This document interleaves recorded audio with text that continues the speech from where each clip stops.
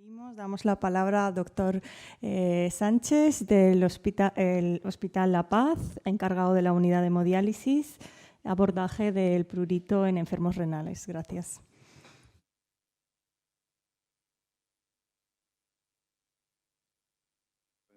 De nefrología por acordarse de mí para contarles esto. Bueno, yo lo que les...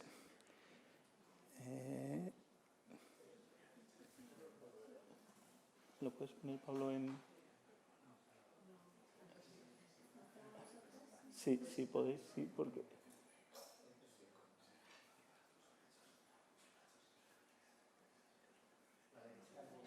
Es que no sé dónde está. Perfecto. Bueno, yo lo que les voy a contar es, bueno, pues todo lo derivado de este documento. Hay un grupo de trabajo de prurito asociado a la enfermedad renal crónica y dentro de este grupo de trabajo, bueno, pues la verdad es que surgió la inquietud de que es verdad que estábamos hablando mucho del prurito, estábamos hablando mucho, como ha hablado la doctora Pucha, de fisiopatología, de todo el diagnóstico, pero realmente nunca nos poníamos de acuerdo un poco en qué hacer o cómo hacerlo, ¿no? En cómo hacer, digamos, en sistematizar toda esta área de trabajo. Entonces, bueno, pues nos reunimos y decidimos sacar este documento que bueno, está ya en sus últimos coletazos ya para enviarse a publicación, y es pues un documento de información y consenso para el manejo diagnóstico y terapéutico del prurito asociado a la enfermedad renal crónica. Realmente el documento es ese, vamos a ir desglosándolo, pero el documento consta de 4 partes. La primera es saber si el paciente tiene prurito, luego si el prurito está asociado a la enfermedad renal crónica, qué intensidad tiene ese prurito y qué tratamiento tiene el prurito. Que el paciente tiene prurito, lo que hacemos es utilizar la pregunta 20 del cuestionario calidad de vida 36, que es en las últimas 4 semanas en qué medida ha sentido molestias provocadas por tener picor. Entonces el paciente puede responder nada, algo, bastante, mucho, muchísimo, y si responde algo, bastante, mucho, muchísimo, pues ya tendríamos que preguntarse si el paciente tiene lesiones cutáneas atribuibles a rascado, ¿no? Es importante preguntar esto de forma sistemática, o sea, hacerlo cada 3 meses. No podemos dejar, digamos, que el paciente nos lo cuente. Hay que hacer proactivamente, preguntarle al paciente sobre todo este tema. Entonces, esto ya lo ha puesto la doctora Puchades, pero únicamente recordar las lesiones primarias, no voy a repetirlo. Lesiones urticariales, eczematosis y serosis. Estas lesiones las debe ver el dermatólogo, deben ser derivadas a dermatología. Y luego las lesiones secundarias que son derivadas del prurito en este paciente. Aquí lo que quiero decir es que hay que valorar si el prurito está causado por cualquier otra causa, tanto hematológica, hepática, biliar, neurológica o psiquiátrica, o bien una enfermedad neoplásica o fármacos, que son causantes de prurito en estos pacientes, y en ese caso también hay que derivarlo a la enfermedad que corresponda. Es un prurito que no debemos manejar nosotros. Si descartamos que el prurito esté asociado a cualquiera de estas enfermedades, ya sí que podríamos considerar el diagnóstico de prurito asociado a la enfermedad renal crónica. Ahí, como ha puesto la doctora Puchades, nosotros utilizamos estas escalas, la Wien-NRDS y el SATS. Y sí que si el paciente contesta esa escala, ahí hay una errata, es si el prurito, o sea, si la escala Wien-NRDS es mayor o igual de 4, porque ya estaríamos en una escala de prurito moderado, o un SATS que evalúa la calidad de vida B o C, pues ya nos iríamos a la escala de prurito asociado a la enfermedad renal crónica moderado o grave, y si no, sería un prurito leve. Esto es importante, que esta escala hay que entregarla durante 3 o 7 días y hay que sacar la media, no vale con entregarla un día. El prurito, como cualquier, digamos, el dolor o como tal, puede ir un día, puede ser un día mayor, un día menor, y el paciente además está muy afectado por el estado emocional del paciente. Entonces el paciente un día se levanta contento y tiene menos prurito. Entonces es importante entregársela al paciente durante 3 o 7 días y sacar la media de esos resultados. Y es, como ha dicho la doctora Puchades antes, es fundamental que eso en la encuesta que hemos visto antes de la SEN no se registraba. Hay que registrar el prurito asociado a la enfermedad renal crónica como diagnóstico. Allí he puesto los códigos tanto del CIE 9 como del CIE 10. Y además es importante recoger en la historia las características generales del prurito, o sea, la duración, el curso temporal, la localización y la intensidad. Vale, aquí tenemos ya prurito asociado a la enfermedad renal crónica leve o prurito moderado o grave. Vale. Vamos a tratar ambos. ¿Cómo? Primero, vamos a tener que cuidar la piel. ¿Cómo se cuida la piel? Pues tenemos que llevar una ropa permeable y suave, tenemos que mantener la temperatura ambiente de la sala baja durante la noche, utilizar jabones suaves, hidratar la piel, ahora hablaremos de la hidratación de la piel, y limitar los baños a 20 minutos o menos. Quiere decir no meternos en la bañera y quedarnos ahí a vivir, porque eso puede empeorar el prurito. Además, hay que tener en cuenta que hay que evitar factores que puedan contribuir a secar la piel, alimentos muy calientes y picantes, y además hay que evitar contacto con sustancias alérgenas e irritantes. Hay que utilizar, y es muy importante, técnicas de relajación y, sobre todo, afrontar el círculo vicioso de picor, rascado, picor. O sea, al paciente le pica, el paciente se rasca y vuelve a tener más picor. Entonces, ese afrontamiento de ese círculo vicioso, de cómo hacer eso, tenemos que trabajar mucho en ello. Respecto a la hidratación de la piel, es una de las cosas que siempre hemos comentado en el grupo, es el desconocimiento que tenemos los nefrólogos, pues, de lo que son humectantes, emolientes, oclusivos. Bueno, pues hablando con los dermatólogos he intentado poner esta diapositiva un poco para aclarar todo esto. Los agentes humectantes lo que van a hacer es aumentar la capacidad del estrato córneo de capturar agua, lo que van a traer es agua de la dermis a la epidermis y capturan agua del medio ambiente también. Luego hay agentes oclusivos que lo que van a hacer es crear una barrera sobre la piel, impidiendo que esa piel pierda agua. O sea, lo que impiden es la evaporación del agua de la piel. Y luego hay unos agentes emolientes que normalmente son aceites y lípidos que lo que hacen es aumentar la hidratación, la flexibilidad y la sensación de suavidad. Y lo que van a hacer es ayudar a mantener unidos los corneocitos y evitar la descamación. Realmente esto, como se expresa, es así. O sea, ¿qué tenemos como agentes humectantes? Pues sobre todo la glicerina, que es el humectante por excelencia. Luego hay otros humectantes como el propilenglicol, la urea, el ácido hialurónico. Como oclusivos, pues sobre todo la lanolina y las ceras. Las mantecas de cariqué, el aceite de aguacate, los aceites semisintéticos, todos estos son agentes oclusivos. Y los agentes emolientes, pues como su propio nombre indica, para hidratar la piel, pues son aceites vegetales, sintéticos y semisintéticos. Esto, bueno, pues hay diversos estudios que han intentado demostrar la utilidad de todas estas medidas. Evidentemente, la hidratación cutánea dirigida a la xerosis trata de forma eficaz el prurito cuando se aplica de 2 a 4 veces al día. El ácido gamma-linoleico parece que también proporciona un alivio duradero de los síntomas de los pacientes tras aplicación 3 veces al día. El tacrolimus está mucho más controvertido porque sí que está aprobado su uso por la dermatitis atópica, pero parece que hay resultados contradictorios en los pacientes con prurito asociada a la enfermedad renal crónica, entonces solo está recomendado como opción de tratamiento de último recurso. Y luego las pomadas de capsaicina, las pomadas estas de guindilla, que sí que parece que alivian el prurito en estos pacientes y que mejoran el prurito respecto al placebo. En cuanto a la optimización de dosis de diálisis, ya ha hablado la doctora Puchades que teniendo un KTV mayor de 1,5, evidentemente pues puede reducir la intensidad del prurito y que el fósforo no se relaciona, o parece que no se relaciona, según el estudio del DOPS, con mayores dosis de prurito en estos pacientes. Sí que es verdad que hay dializadores que se han relacionado con la disminución de los niveles de prurito en los pacientes, como es el polimetilmetacrilato, el PMMA. Ven aquí un estudio en el que, según iban pasando los meses, de 1 a 15 meses, el nivel del prurito de los pacientes y la frecuencia del prurito iba disminuyendo según se iba utilizando ese dializador. Este es otro estudio en el que este es el picor de los pacientes y lo que se hace es que se compara un dializador de un NF, un dializador de PMMA, con un dializador de polisulfona. Esto es a nivel basal, 3 meses, 6 meses, 9 meses y 12 meses. Y lo que se ve es que los niveles de prurito en los pacientes que están dializados con el grupo, o sea, con el dializador del PMMA, van disminuyendo en comparación con los pacientes que están dializados con un dializador de polisulfona.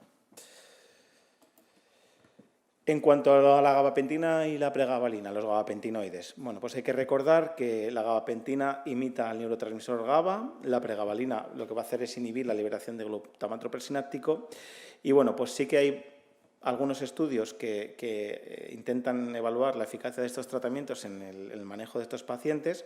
Sí que parece que el prurito mejora en relación con el placebo, Pero hay que tener en cuenta que no se disponen de datos objetivos para el tratamiento a largo plazo y que hay acontecimientos adversos, como todos conocemos, que están asociados a estos gabapentinoides que pueden limitar su uso en el prurito asociado a la enfermedad renal crónica. Sobre todo los efectos adversos son somnolencia, mareos y fatiga, que fueron los efectos secundarios más frecuentes. Y sí que es verdad que estos efectos son leves a moderados y se producen con mayor frecuencia después de la primera dosis del fármaco. Pero es verdad que también son efectos dosis dependientes, que según vamos subiendo la dosis, estos efectos secundarios son cada vez mayores. En cuanto a la terapia con rayos ultravioleta, bueno, hay diversos estudios. Aquí les he puesto uno que compara la terapia de rayos ultravioleta A con la terapia de rayos ultravioleta B y se ve, bueno, pues que las dos son eficaces en la reducción del prurito, en la puntuación de la escala visual. Según van pasando las semanas, van disminuyendo la escala de prurito de los pacientes. Y parece que la terapia ultravioleta B, bueno, pues mejora significativamente la superficie corporal, pero sí que parece que no mejora la calidad del sueño. A día de hoy, la terapia con rayos ultravioleta B parece que está solo reservada a casos de prurito que no se controla con ningún otro tratamiento. Antihistamínicos, los famosos antihistamínicos. Bueno, pues hay varios estudios que han intentado establecer la asociación de los antihistamínicos y el tratamiento del prurito. Ninguno ha resultado concluyente. Como ven aquí, estos 4 estudios, ninguno ha mejorado el tratamiento del prurito. Y por eso no hay datos objetivos de su efectividad en el prurito asociado a la enfermedad renal crónica. Y es verdad que toda la vida se han usado y en algunos pacientes han mejorado, pero parece que ese beneficio percibido pues, puede ser debido a efectos secundarios, como por ejemplo puede ser la sedación, ¿no? Y a día de hoy su uso no está recomendado porque, como hemos expresado antes, pues el prurito asociado a la enfermedad renal crónica no es de origen histaminérgico, no va por las vías histaminérgicas, con lo cual parece que estos tratamientos no tienen ningún sentido utilizarlo en estos pacientes. Con lo cual, por favor, prohibidos los tratamientos antihistamínicos. Moduladores de receptores opioides. Bueno, hay varios fármacos que intentan actuar en estos receptores opioides. La enalfurafina como agonista de los receptores opioides tipo kappa, con lo cual, como ya han explicado antes, pues disminuirían el prurito. Hay muchos que se están ensayando, tanto agonistas de los receptores opioides tipo kappa como antagonistas de los receptores opioides tipo mu. Realmente disponible, que vaya a haber disponible en España, solo está la difenicefalina, ¿vale? Que es un agonista selectivo de los receptores opioide kappa, que no tiene otra actividad fuera de esta indicación, que se une al receptor opioide tipo kappa con mucha afinidad. De hecho, tiene casi 30.000 veces más afinidad por el receptor kappa que por el receptor tipo mu. Tiene una larga duración de acción y, bueno, pues esto lo comentaremos después, parece que no tiene otros efectos adversos típicos de los opioides.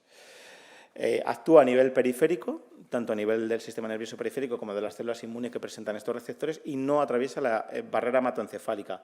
Es verdad que no se detecta a nivel del sistema nervioso central, aunque, claro, evidentemente todavía hay poca experiencia con este fármaco y no se puede descartar totalmente, ya que podría encontrarse por debajo de los límites de detección de la técnica y evidentemente, si la barrera hematoencefálica no está intacta, pues también se puede atravesar. La dosis habitual son 0,5 microgramos kilo, que se administra al final de la sesión de hemodiálisis 3 veces por semana, y si el paciente pues, tuviera más sesiones por semana, se podría administrar hasta 4 dosis por semana. Y en pacientes sanos hay que tener en cuenta que la eliminación es predominantemente renal. En pacientes en hemodiálisis, pues la concentración en plasma se reduce casi un 80% al finalizar la diálisis. Hay un amplio programa de desarrollo clínico. Yo me voy a centrar en estos 2 estudios porque son los que más pacientes, digamos, involucran, el CALM-1 y el CALM-2. El CALM-1 es seguridad y eficacia en un periodo de tratamiento de 12 semanas en Estados Unidos. El CALM-2 es a nivel global. Y también evalúan la seguridad y eficacia durante 52 semanas posteriormente, tanto el CAL1 como el CAL2, pero uno en Estados Unidos y otro a nivel global. Pues fíjense, parece que Con este fármaco hay un mayor número de pacientes que mejoran más de 3 puntos la escala WIN-NRS. Como ha dicho antes la doctora Puchades, esa mejoría de más de 3 puntos en la escala de WIN-NRS parece que estamos saltando de escalón de un prurito pues, grave a moderado o de moderado a leve, con esos 3 puntos de mejora en esa escala, ¿no? Y está claro que tanto en el CALM-1 como el CAL-2, como si agregamos los datos del CALM-1 como CAL-2, el fármaco es mucho más eficaz que el placebo respecto a la mejora del prurito. Además, esa mejora del prurito se produce ya desde la semana primera, fíjese, o sea, aquí empezamos a dar el fármaco, ya en la segunda semana se ve diferencia de las líneas de las gráficas, o sea que ya en el momento que se empieza a dar el fármaco, pues parece que ese prurito mejora en estos pacientes. Y además esto se produce en todos los grupos de pacientes, tanto bueno, pues en menores de 65, menores de 65, tanto en hombres como mujeres, razas o distribución geográfica. En cuanto a, o sea, digamos, el prurito mejora tanto en cantidad como en calidad, ¿no? Esta es una gráfica que lo que expresa es la mejoría de la calidad del sueño en estos pacientes, que como hemos comentado antes, pues es una de las cosas que más afectan a la calidad de vida de los pacientes. Pues en estos pacientes la calidad del sueño mejora claramente según va pasando. Hay una mejora aquí, casi un 74% de los pacientes mejora más de 3 puntos y casi un 29% de los pacientes se resuelve completamente. Eso en la cantidad de prurito, pero si nos vamos a la calidad del sueño, como les decía, casi un 66% de los pacientes mejoran más de 3 puntos y casi un 19% de los pacientes mejoran pues, prácticamente en calidad de sueño, totalmente. En cuanto a la seguridad, bueno, pues prácticamente los efectos adversos son muy leves, si se compara con placebo, pues prácticamente los mismos efectos adversos, y los efectos adversos más frecuentes son efectos adversos gastrointestinales, diarrea, mareos y náuseas. Bueno, diarrea y náuseas y luego también mareos en algunos pacientes. No parece que haya evidencia de dependencia física ni efectos adversos relacionados con la retirada, y no se observan efectos adversos de euforia, alucinaciones, o sea que, como les he comentado antes, parece que no pasa al sistema nervioso central, con lo cual estos efectos pues parece que están exentos. Y aparte, pues parece que también tiene una probabilidad baja de interacciones farmacológicas, entonces tiene una baja unión a proteínas plasmáticas, no es sustrato ni inhibidor de transportadores farmacológicos importante, ni de enzimas del tipo C, citocromo P450, y como les he dicho, bueno, pues que se excreta predominantemente inalterado por la vía renal y la hemodiálisis reduce las concentraciones casi un 80%. Entonces, con todo esto, ¿qué es lo que nosotros proponemos para el abordaje del prurito, ¿no? Bueno, pues si el paciente tiene un prurito asociado a una enfermedad renal crónica leve, lo que se propone son medidas generales, como es lógico, asegurar una eficacia óptima de diálisis y control de PTH, calcio y fósforo, y evidentemente utilizar hidratación de la barrera hidratación de la piel y de la función barrera, tanto emolientes como productos hidratantes como aceites de baño, lo que les he comentado antes del tratamiento de la piel. Y luego, si el paciente tiene un prurito asociado a una enfermedad renal crónica moderado o grave, hay que hacer las medidas generales, pero proponemos como tratamiento de elección pues la difelicefalina, 0,5 microgramos kilo postdiálisis, cuando esté disponible. Importante, este fármaco está disponible a día de hoy solo por uso temprano, y hasta este verano, digamos, no va a estar disponible para su uso en España. Otras opciones que se pueden utilizar y que evidentemente tenemos que saber que están todas fuera de ficha técnica, o sea, ninguno de estos fármacos tiene como en su ficha técnica el tratamiento del prurito asociado a la enfermedad renal crónica, sería la gabapentina, y proponemos empezar a utilizarlo con 100 miligramos cada 48 horas, y hay que escalarlo según tolerancia hasta 300 miligramos cada 48 horas, o la pregabalina, 25 miligramos postdiálisis, escalándolo hasta 75 miligramos postdiálisis. Otros fármacos que se pueden utilizar y que bueno, en algunos pacientes pueden ser útiles. Es verdad que los estudios demuestran baja eficacia, puede ser la mirtazapina, un antidepresivo a 25 miligramos día, que hay estudios que dicen que en algunos pacientes puede mejorar, pero son de muy pocos pacientes y pues no son muy numerosos. Y el Montelukast, que también pues, se puede utilizar, no tiene muchos efectos secundarios y a 10 miligramos día se puede utilizar, los dos vía oral. En caso de prurito refractario, pues considerar la terapia concomitante con rayos ultravioleta B, como hemos comentado, solo en caso de prurito refractario. Y sí que es muy importante que una vez que empecemos el tratamiento hay que realizar seguimiento a los 3 meses, o sea, a las 12 semanas de esa intensidad del prurito, y hay que seguir pasando los cuestionarios WIN-NRDS y SATS. Los especialistas de dermatología insistían mucho en que se debería pasar el cuestionario WIN-NRDS a diario porque, como les he comentado, pues parece que varía mucho en función pues, del estado emocional del paciente. Hay que tener en cuenta que si hay efectos secundarios graves o no mejoría al cabo de las 12 semanas, evidentemente hay que revalorar el tratamiento y que, bueno, pues que en algunos fármacos el efecto puede no ser inmediato, por lo que no se recomienda abandonar el tratamiento antes de poder observarse tal efecto. Y yo creo que nada más, este es el algoritmo completo y yo creo que no les tenía que contar nada más.